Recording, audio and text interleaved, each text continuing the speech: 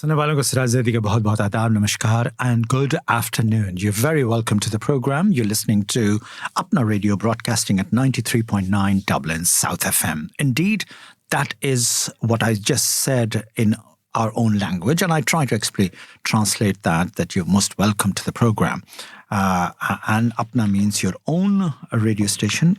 Your own means for the own community, and I try to actually to explain to our community what's going on in the world, particularly globe. As I'm getting older and older in my life, I'm getting passionate about the international affairs and trying to rise above the local affairs. Local affairs are there. You can get access on newspaper and on radio channels and things like that. But what happens is when you go internationally, because nobody is actually daring to say unbelievable stuff that is going on at the moment. But that has always been the case. And the human beings don't like to put themselves into trouble by daring into going into the kind of thing that going on. But anyway, news first, and Charmain is here. So Charmain, you take it away, news. Good afternoon, I'm Charmain Colvin, and here's your weekly news update on Apna Radio 93.9 Dublin South FM. A US military aircraft has landed in the state of Punjab, carrying around 100 Indian nationals accused of entering the country illegally. The Texas deportation flight forms part of President Donald Trump's key policy to oversee the mass deportation of undocumented foreign nationals. The US claimed to have identified about 18,000 Indian nationals who they believe entered illegally. Indian Prime Minister Narendra Modi has given Trump reassurances that the country would do what's right in accepting US deportations. Authorities in Punjab say they have set up special counters to receive the deportees and have said that the individuals will be treated in a friendly manner. However, media reports say immigrants, not including children, were handcuffed during the flight, sparking a political outcry in India, with opposition parties demanding a discussion in Parliament about the treatment of deportees on their return from the US. Indian Foreign Minister Jaishankar said that New Delhi was engaging with the US to ensure that illegal Indian immigrants are not mistreated, stating that the US deportation process was not a new one and that women and children were not restrained. In the US fiscal year 2024, more than 1,000 Indian nationals had been repatriated by charter and commercial flights. A total of 5,477 Indians have been deported from the US by ICE, the US Immigration and Customs Enforcement Agency, between 2018 and 2023, with more than 2,300 deported in 2020, the highest in recent years. The Pew Research Center estimates that the number of undocumented Indian immigrants in the US is around 725,000 as of 2022, making them the third largest group after Mexico and El Salvador. Indian Prime Minister Narendra Modi is due to visit the White House next week to strengthen bilateral relations and discuss illegal immigration, security and trade ties, the latter which have previously been a bone of contention. India's biggest news organisations, such as the Indian Express and Adani-owned NDTV, are joining forces in a lawsuit against OpenAI, the US startup behind ChatGPT, for alleged unauthorised use of their content. OpenAI denies the allegations and claimed that they only use publicly available data, which is in line with widely accepted legal precedents. This week, OpenAI CEO Sam Altman was in Delhi to discuss India's plan for a low-cost AI ecosystem with Minister Ashwani Vaishnaw, claiming that his earlier comments in 2022 that Indian firms would struggle to compete had been taken out of context. He said India is an incredibly important market for AI in general and for OpenAI in particular. Asian News International brought the legal case against OpenAI last November, accusing ChatGPT of using its copyrighted material illegally, which OpenAI denies, and is seeking damages of 20 million rupees, which is around €222,000.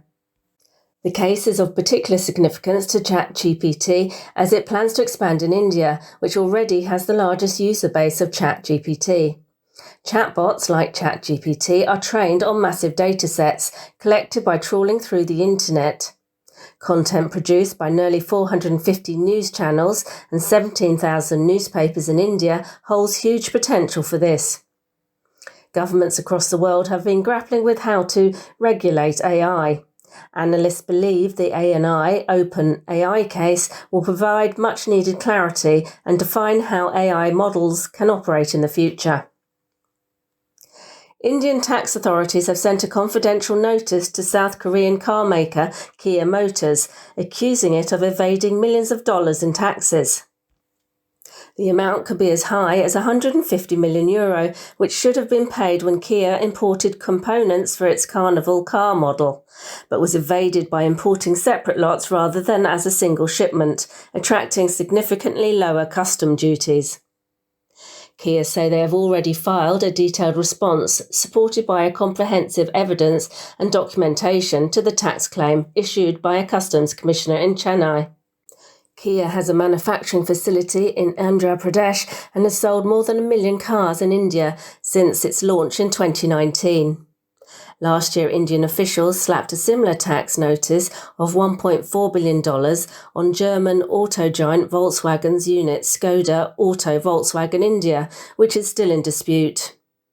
The build-up of these new tax disputes and lack of quick resolution mechanisms could have significant implications for foreign investment into India, whose economy has slowed in recent months.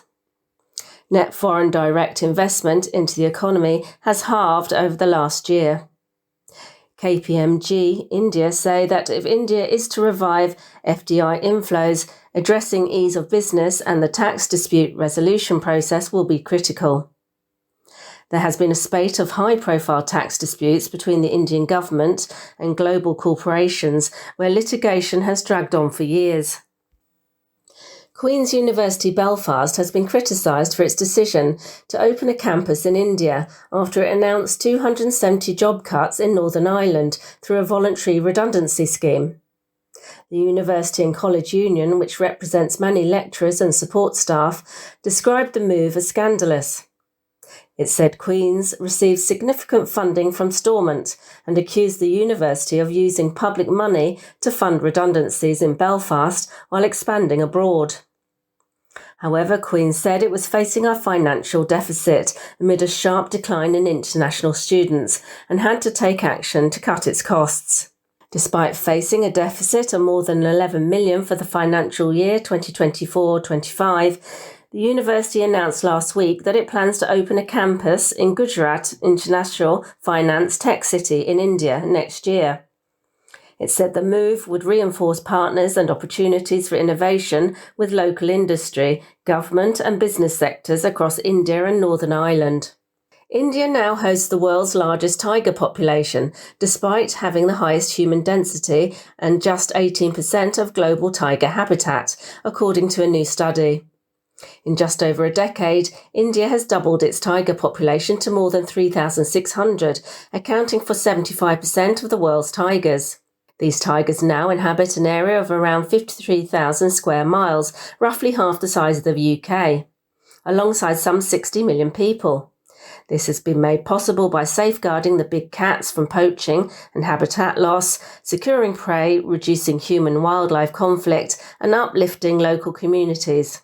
The study published in Science, a leading peer-reviewed research journal, say India's tiger recovery shows how conservation can protect big cats, boost biodiversity and support local communities, offering key lessons for the world, the researchers believe. So that's all from me. Tune in next week for more news updates. You have been listening to Apna Radio 93.9 Dublin South FM. And welcome back to the program, and lovely news item that Charmain has put together. And that was a weekly news clip that Charmain puts into the show every week diligently, despite the fact that poor thing has got electricity problem and was caught up in this big storm out there in the farm. We city people, we metropolitan people, we, was a little bit saved, but those who were exposed out there and in the countryside, like Charmain, she has a farm and was a little bit of exposed and, the electricity was destroyed and all that. But there you go. She's back in action now and hopefully will continue with us on a regular basis. But thank you very much, Charmain, in difficult circumstances, putting together the news. Now, moving towards another item that I would like to talk about it in a big way. Yes, you must have heard about the news that what's going on in India in terms of the budget and in terms of how the Indian government is actually spending a huge budget, but it's not trickling down to either the middle class or the lower middle class or the poor classes. The poor classes have been kept, on free ration and all the rest of it, and that is the bulk of their voters. In fact, they blindly vote for the BJP because they get free food. Is it the good way to handle the economy? Is this the good way of running the country? I'm not sure. It's up to you to judge it. But look at the structure of the new the budget that has been put together by Sharad Awasthi. And Sharad is a brilliant analyst when it comes to political analyst, news analyst, you name it. And he dug up the really big stories, and he tried to actually make sense of the real enemy of India. Who are the enemy of India? The current government is the enemy of India. In a nutshell, that's what it is. Sit back, relax, and enjoy and listen to what Sharad has to say. Thank you. Today we are going to talk about the Indian budget. I will keep it short and simple, understanding the complexity of the issues, but only to highlight what very few others have actually pointed out. You would have already seen the budget speech and read various analytical documents and articles. It is a 50 lakh crore budget, about one of the largest ever made in this country, and also few other countries of the world have the opportunity of making such a large budget. It's a massive exercise and it takes year round, but the purpose of making the budget in India seems to be getting lost, and we will discuss here. The budget is just not an exercise in putting the government's accounts in place, but it is also a derivative of a strategic path that policymakers, visionaries, and leaders of the country envision for India's progress. What this budget would say has a direct consequence on the lives of 140 crore or more Indians for next at least 10 years. Therefore, the budget is not merely dependent on the economic activity of the country. It is also deeply related to the societal fabric and the overall perception of Indian society. It is a reflection of India's soft power, not only in the international arena, but also a reflection of how it is maintaining peace and tranquility within its borders. Domestically, how peaceful is the society? How committed are the Indians towards their economic objectives? What we are observing is a continuous decline in foreign direct investment. It is not just international investors who are fearful of coming to India. There is also an exodus of investors moving out of India to other, more peaceful locations across the world. Even the domestic investors are reluctant to invest in India itself, and they are finding a safe haven outside the country. Dubai, Europe, Singapore, these are the locations you would have already heard about. We have often discussed the problem of data and how this government has handled the transparency of public statistics. Last week, I just pointed out in the show that the census, which was supposed to be conducted in 2021, could have been postponed by a year due to COVID-19, making the census acceptable by 2023. However, it is now 2025 and the dates for the census has still not been declared. If the data regarding the economic structure of the society is unavailable, how can the exercise of budget making be accurate? How can we ensure that the right money reaches the right Indian and that the right benefits are allocated to the right places in India? This is what the budget of 2025 is reflecting. This budget is actually moving in the wrong direction, benefiting Indians who do not really need those benefits as much, while neglecting the ones who desperately need. Now look at this. According to Oxfam report, top 1% of the Indians hold 22% of country's income, while top 10% hold 40%. Yet, if you see the numbers, only 6% of them filed the income tax. So, where does the other 34% of the tax burden fall upon? We also see reports and articles in national dailies stating that this budget aims to uplift and support the middle class. But my question is, who is middle class? Without the census, how can we define that economic class? Where does it start? What are the lower limits and what are the upper limits? Is it defined by the nature of work, or it is some arbitrary number defined by income? What constitutes a middle class household in a metropolitan city compared to the middle class in a tier 2 city or even villages? There's no clear definition and guideline for that. And therefore, if we refer to the budget, while only 9.5 crore Indians out of 140 crore Indians file income tax returns, and that too, 6 crore Indians file zero tax return. So with the current budget, the advantages will only benefit 2 crore budgets, and that too slightly.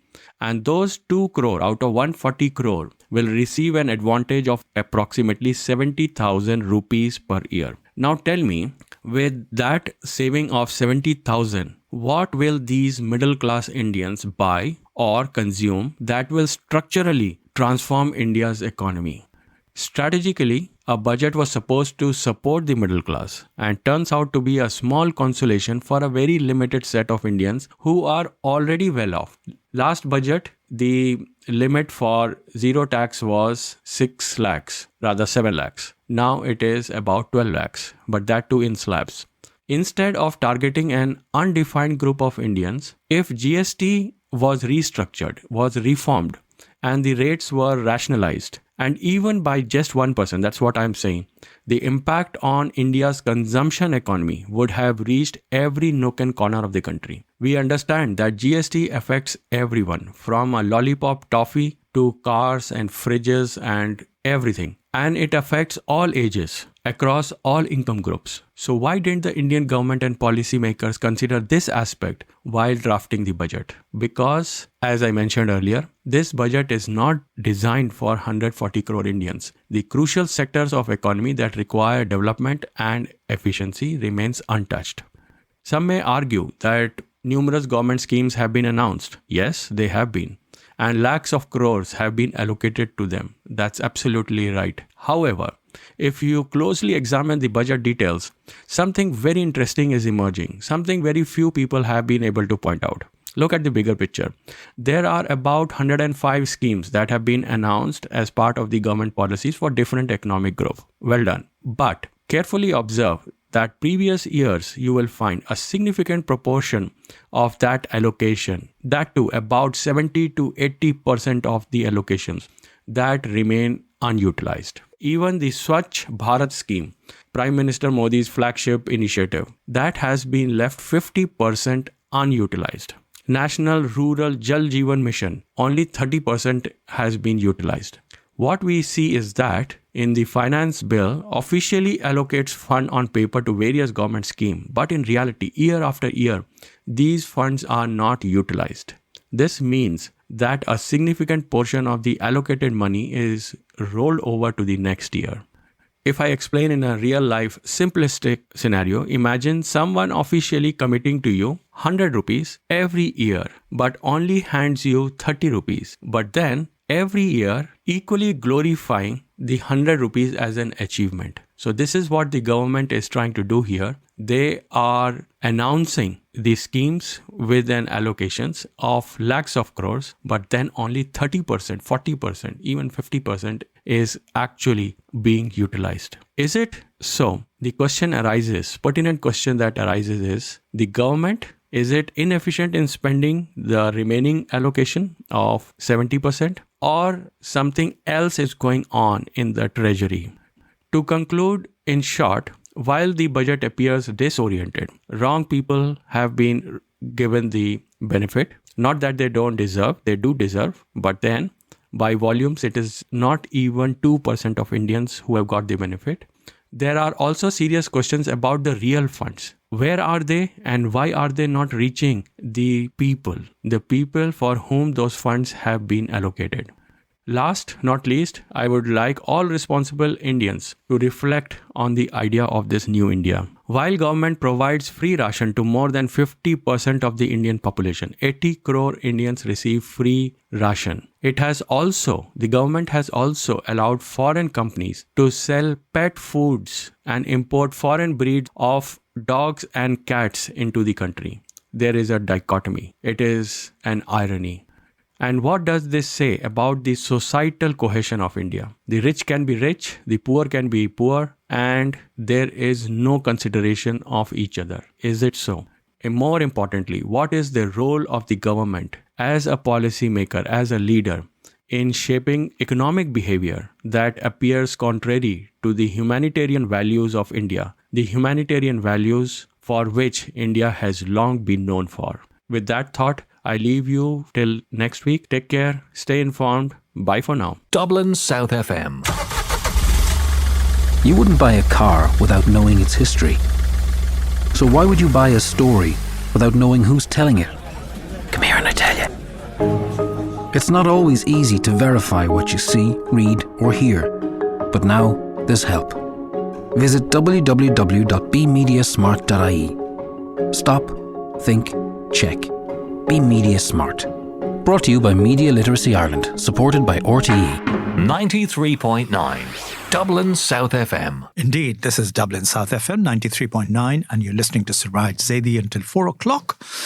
Today's program is packed with the news and the views of people, as you could have reflected on Sharad's clip, that what is going on back in India is that, a country is just going down the hill when it comes to FDI, the foreign direct investment. And not only that, the Indians who are well-heeled, rich Indians are not investing back in India, but they're investing. Despite the fact that I've been told by my close people, my relatives even, my sister-in-law, who is in Delhi, in Noida, there's a lot of opportunity exists to invest into the further development of the property market in India, whether it's in Noida, whether it's in Gurgaon as we call it, and also in the peripheral India, like in Goa and Mumbai and all those places. Who are these people who are building India, the properties and building the infrastructure of India and all that? Yes, infrastructure is going in a right direction, I would say. I was in Mumbai recently and I saw that a massive metro reflection to the city, and the city is obviously growing. It never actually stops.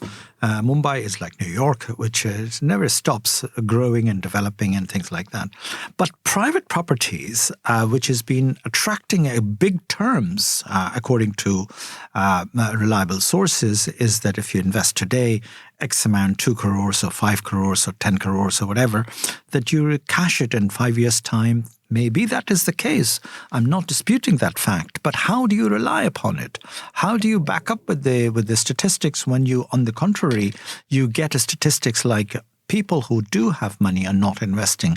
Indian business people who have money in India are not investing.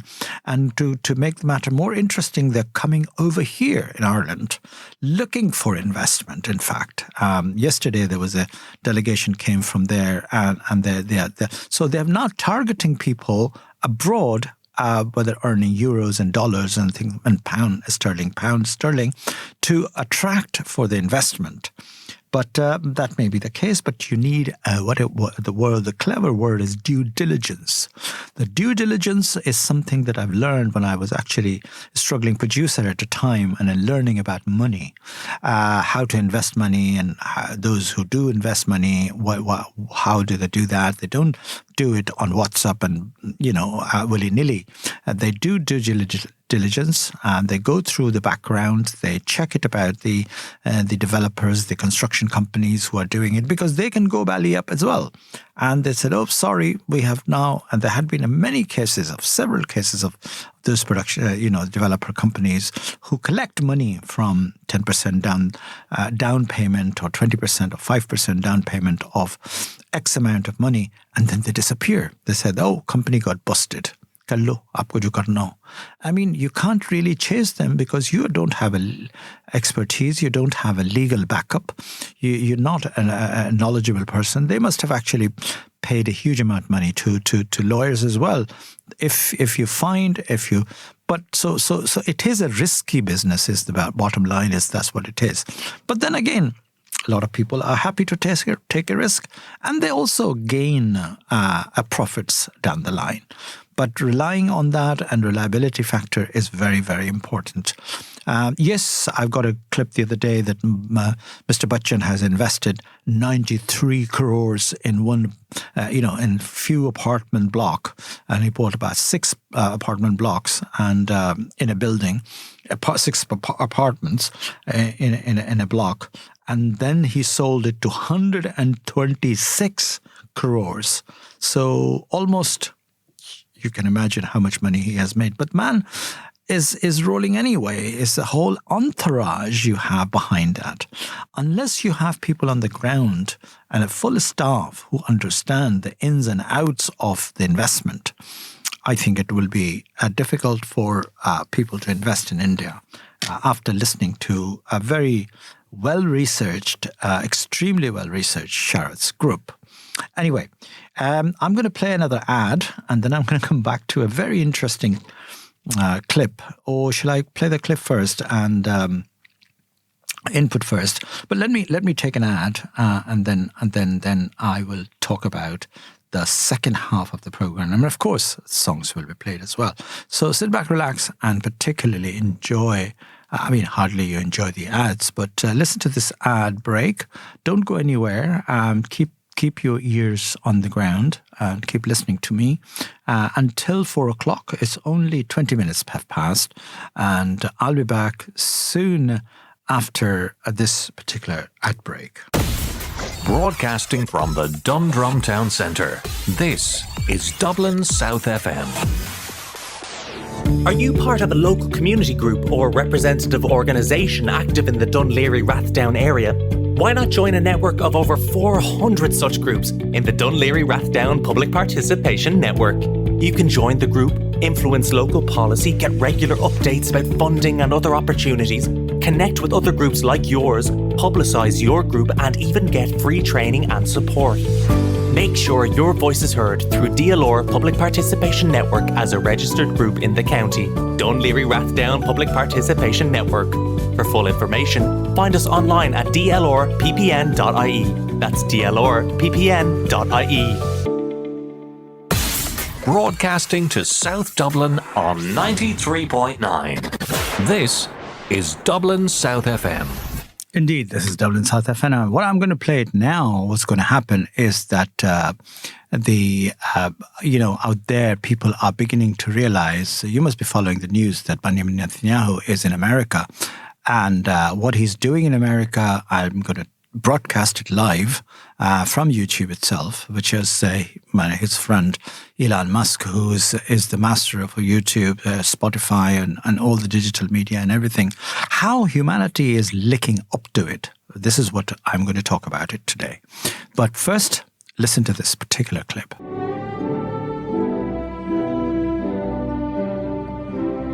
It's a fact. I was the most important leader of the world of all times. No one was as famous as me. You don't say. You better shut up, you old fool. History knows it much better than you. Famous indeed, with a worldwide reputation as a liar and cheater. I was worshipped as a god, but you were only a godless moron. And what about me? I had more money than all of you together. This clip has just been recreated by AI, And it's available on YouTube and everything. If you search it, AI Donald Trump clip. But no, in the context of what I'm playing it today is that he has just sort of taken over on as if there is no other matter in the country, that he's obsessed with Middle East, he's obsessed with Gaza, he's obsessed with Benjamin Netanyahu, who just landed in Washington and gave this press conference. Just listen to these guys, what they're up to, and they're out of their mind. And if they think that they can get away with a murder, they might get away with a murder, because this is what it is. See, Palestinian, or I call it in Arabic, they call it Philistine, and it's Palestine in English terms, was the land owned by the British. When they left that part of the world, they gave it to the persecuted Jews from Nazi Germany. And that has been the case, that they have taken over that land in the last 70 years, gradually killing the indigenous people, persecuting them, demolishing their houses, blasting their houses and things like that, and dispersing the actual nation called Palestine, which was left into two small strips like Gaza and West Bank. Those who are interested in reading about it, you don't have to go anywhere. You just, so many books, so many literature have been written about the actual destruction, a gradual destruction of Palestine, step by step. And the final straw was happened in the last few months, as you can all seen the destructive element of, demolishing their houses, demolishing the hospital, demolishing the schools, and persecuting the people. Daily basis bombing going on, indiscriminate bombing and killing 10,000 people, 20,000 people, 40,000 people. Gradually, it's reached now to 100,000 people. And approximately circa 2 million people who lived in there as an open prison are being shoved away from their own homeland into the neighboring Egypt and Jordan. And now they're saying that, look, guys, you stay there. It's a rebel site. And in his monotonous, just a despicable, monotonous, and, turning the stomach out, the way he speaks, the way he actually addresses the world in the coolest form of manner.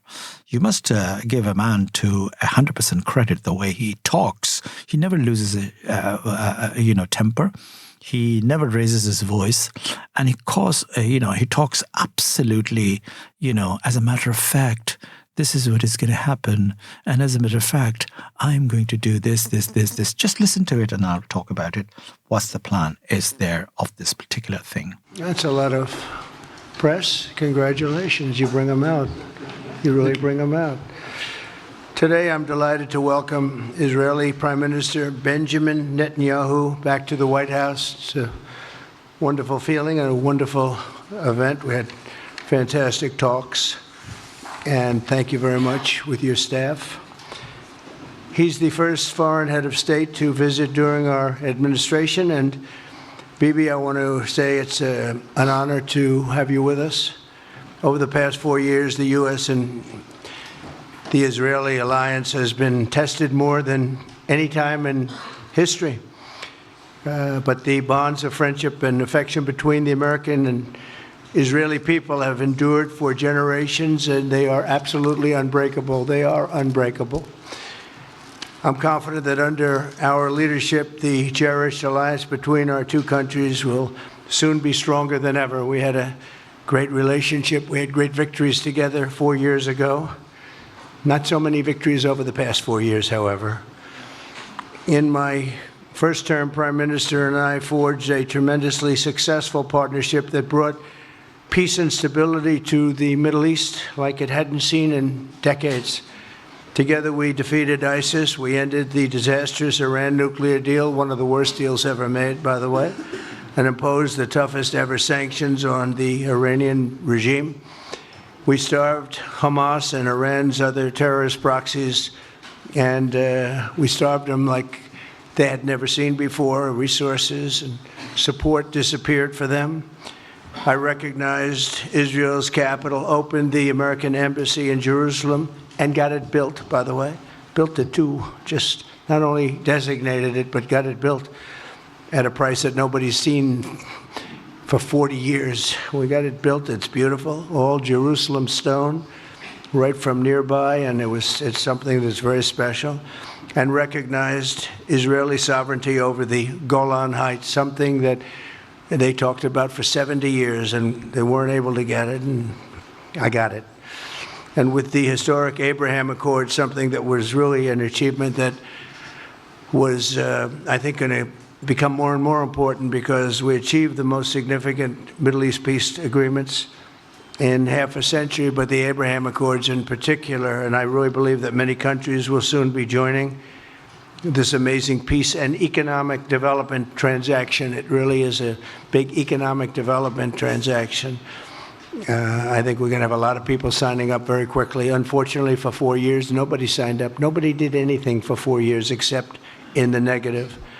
Unfortunately, the weakness and incompetence of those years, those past 4 years, the grave damage around the globe that was done, including in the Middle East, grave damage all over the globe. The horrors of October 7th would never have happened if I were president. The Ukraine and Russia disaster would never have happened if I were president. Over the past 16 months, Israel has endured a sustained, aggressive, and murderous assault on every front.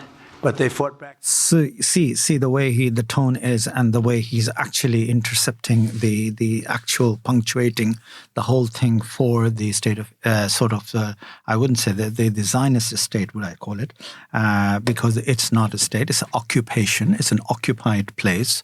And now, to do the full nail in the coffin, he is announcing to build it personally, and he's saying that he'll take over. He'll take over the building of it. The building of it. Why the building of it? Because there's going to be his people is going to build. The Americans is going to build. And where are they going to get the soldiers from? The builders from? From Far East, from India, from Pakistan. Not from Pakistan, but from India usually. The builders are going to be brought in from India to build that. So what I was referring earlier on was that in the beginning, it was the British, the empire, so-called the British Empire, handed over to that. And today's the empire, the global empire, is the US. And so they are the one who actually continuously bombed the place. It's the US bombs who destroy and all the destruction that has happened. And by killing innocent men, women, and children, no respect and no regard for humanity, and shoving those people away from their own land. And now they are the one who's going to own the land. They are going to own the land now. How the world will stomach that and let it happen remains to be seen. Will our country, Ireland, with Micheál Martin would not step in, would Europe would not step in on behalf of the poor Palestinians who have been killed, maimed, and destroyed and uprooted from their own land, whatever the land was left over in, West Bank and Gaza. And so this is the biggest rub at the moment in that why and how this is going to happen. So listen to him again, what he has to continuously have to say that, oh, it's a beautiful land. Oh, it's a fantastic land. It's going to be built into a fantastic, peace and stability, and the world will be signing up to it, and it's going to be the economic development and all that. Listen to this. Today, I also took action to restore a maximum pressure policy on the Iranian regime, and we will once again enforce the most aggressive possible sanctions, drive Iranian oil exports to zero, and diminish the regime's capacity to fund terror throughout the region and throughout the world. We had no threat when I left office. Iran was not able to sell oil. Nobody was buying oil because I said, don't buy it. If you buy it, you're not doing any business with the United States. And Hamas was not being funded. Hezbollah was not being funded. Nobody was being funded. There would never have been an October 7th. 2 weeks ago, I once again designated the Houthis as a terrorist organization. They're trying to destroy world shipping lanes, and that's not going to happen. And over the weekend, I ordered airstrikes against senior ISIS leaders hiding in the caves of Somalia and took them out. Here in America, we've begun the process of deporting foreign terrorists, jihadists, and Hamas sympathizers from our soil, just as we have people that are extremely evil, and we're sending them out of our country. They came from jails. They came from mental institutions and insane asylums, and they were dumped into our country. They're gang members. We're getting them out at numbers that nobody can actually believe. And every single country is taking those people back. They said they would never take them back, and they're all taking them back, and they're taking them back very gladly. And I recently signed an executive order combating the vile wave of anti-Semitism. So his executive orders are something one has to be wary of, the fact that he is accusing peaceful nations to be such as Iran and such as the people who actually protecting the rights of Palestinian people who fought along with the resistance groups to protect the vulnerable rights of people. No, he has no respect for that. He has absolutely despicable manner in which he's addressing to the world through the YouTube channels, through the channels that he has at his disposal. So this is something which is need to be looked at, need to be seen, and need to be seen that how he has audacity of taking over the building. He says that it's a construction site. It cannot be livable. Whatever it is, it's their land. Whether it's construction site, which you made that construction, your bombs made that as a construction site. Continuous bombing to that place for 4 or 5 months regularly destroyed the civilized civilians living spaces, hospitals, schools, as I said, residential areas, and made it a construction site. And now you're saying it's a rebel and a construction site, so nobody can go back into it? Why are they going back to it? There's nothing to go back to it. And we will build it as if we will build it for them. No, we will build it for ourselves and we will take over. And that's it. That's the end of the two-state solution. There is no two-state solution, actually. It's Israel. The Jerusalem has become the embassy, has become the, what is this all? Absolutely imbecile. He is the bottom, there is no a greater word to describe this man is as the shameful. And I know several American friends who actually hate the fact that they are embarrassed. But then again, this is thuggery. This is a blatant thuggery, the way the administration has actually won the election, the way election campaign has been fought, and the money, unimaginable money, has been pumped into that. So obviously the smug nation of Israel, so-called, is the nation, which is, I don't believe it should be called as a nation because certain countries have not recognized it as a nation.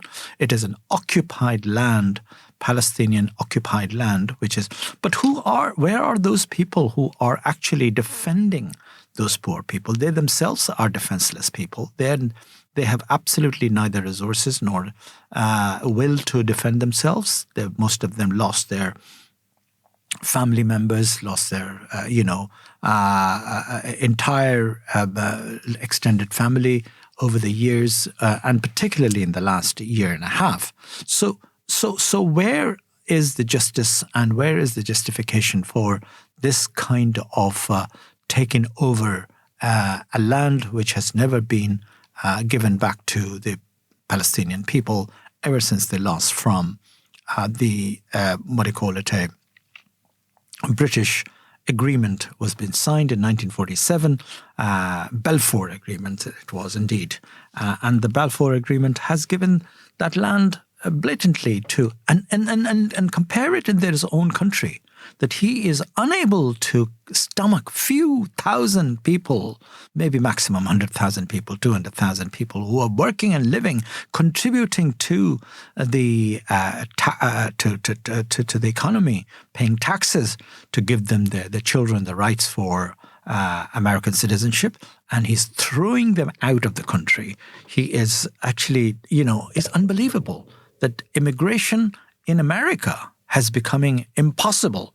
And yet he has audacity to going to a foreign land, taking over as a colony after destruction, because the destruction was done by his friend. Obviously, the Israeli government and Israeli soldiers have bombed from the air the neighboring Lebanon, who is a bit of residence for him.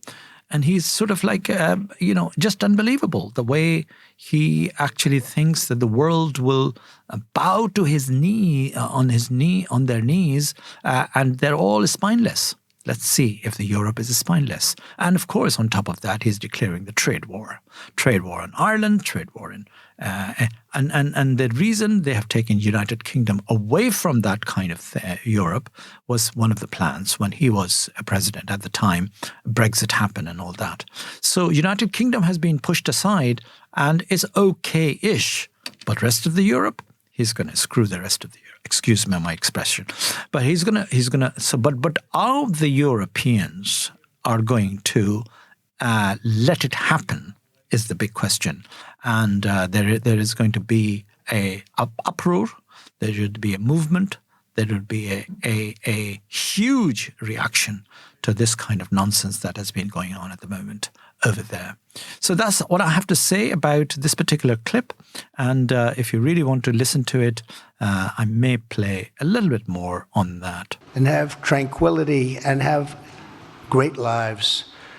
I'd like to now invite Prime Minister Netanyahu to say a few words, and we'll take some questions afterwards. Thank you very much. Thank you, Mr. President. I'm honored that you invited me to be the first foreign leader to visit the White House in your second term. This is a testament to your friendship and support for the Jewish state and the Jewish people. I've said this before, I'll say it again. You are the greatest friend Israel has ever had in the White House. Yes, indeed.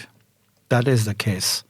And that's the reason you are there, to take over the land that has been destroyed by you. Anyway, time to play songs. Here we go. Sit back, relax, and enjoy.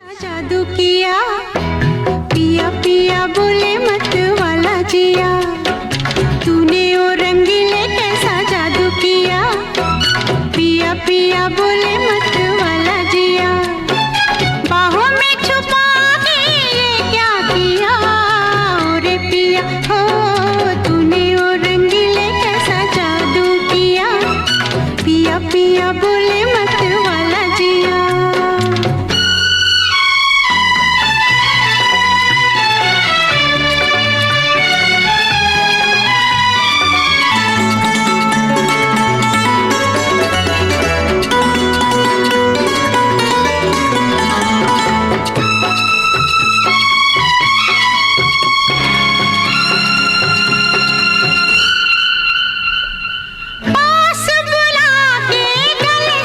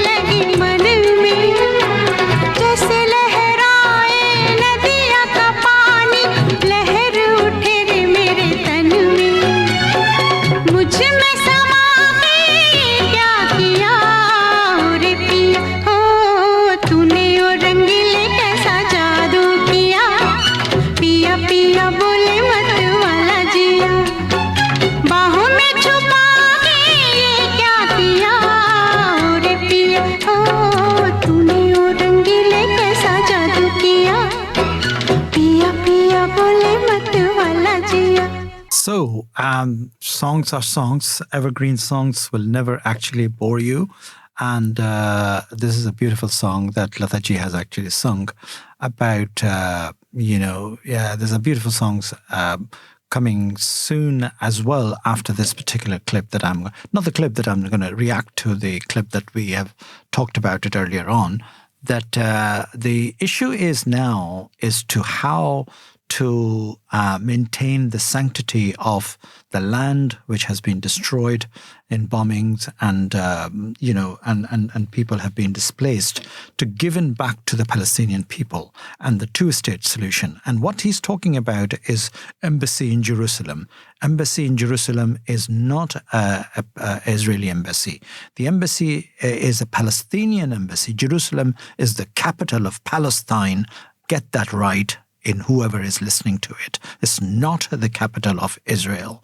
It's never be a capital of Israel. It doesn't matter how many buildings you can build as an embassies there. It'll be remain Jerusalem. Jerusalem is the Palestinian capital. Has always been, always will be. Al-Aqsa Mosque, the second sacred mosque after Mecca and Medina, is the Al-Aqsa Mosque. Al-Aqsa Mosque, which has been confused with the Rock of Dome. And there's a big politics going on. Red heifers have been brought in from America, from the US, to be killed there or to be slaughtered there. You know that whole story of red heifers. So it's going back to their scripture. And it's religious bigotry that has been imposed upon the Muslims of Palestine. And where are the intellectuals, Muslims, and the leaders of Palestine? Where are they hiding? Where are they sleeping? Why they're not waking up? Why they're not fighting for their own land? I mean, the other people can only do so up to the point because it's not their land, it's not their country, it's not their language. They may not speak their language. The people of Palestine have to rise up wherever they are. And indeed, then negotiate through the world.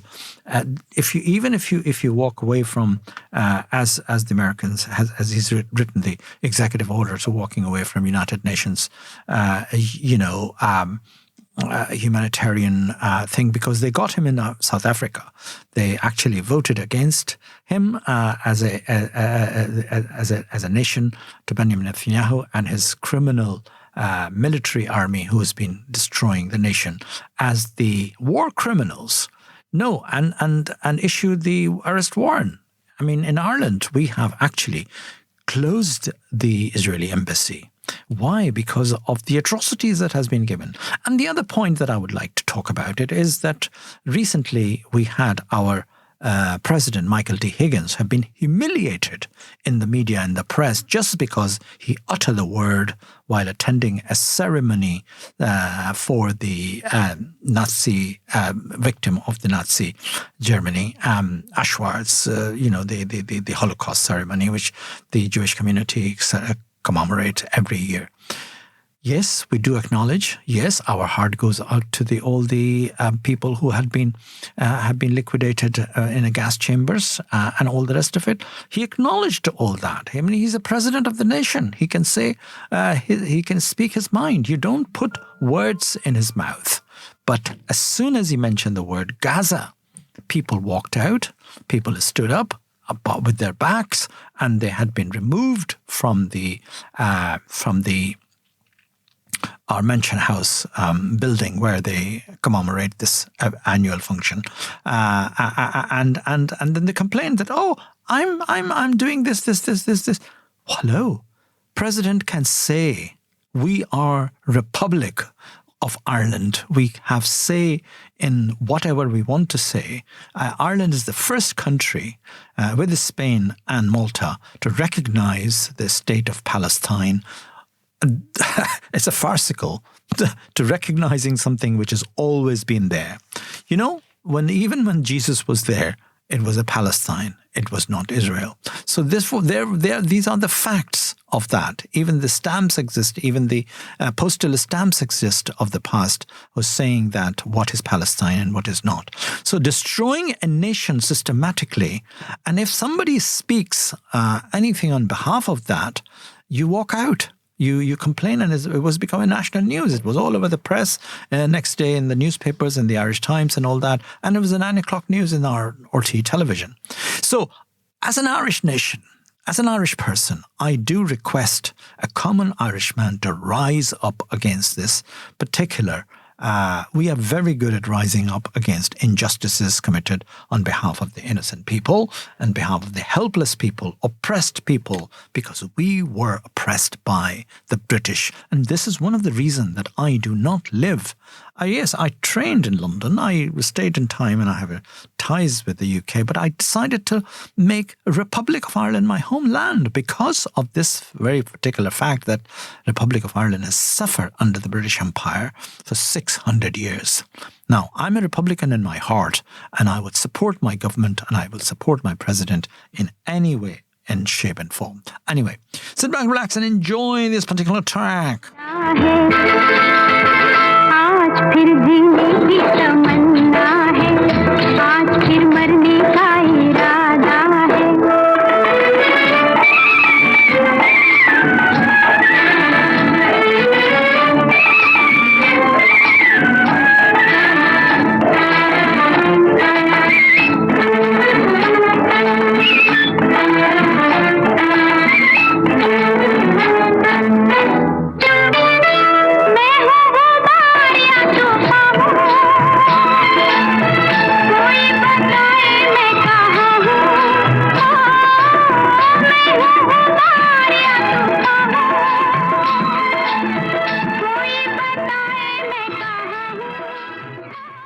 So guys, that's it, I have to say, and I apologize if I do have rub some raw nerves on people's brain and all the rest of it. I hope nobody has mind what I had to say. It's all out there in the media and the YouTubes and everything.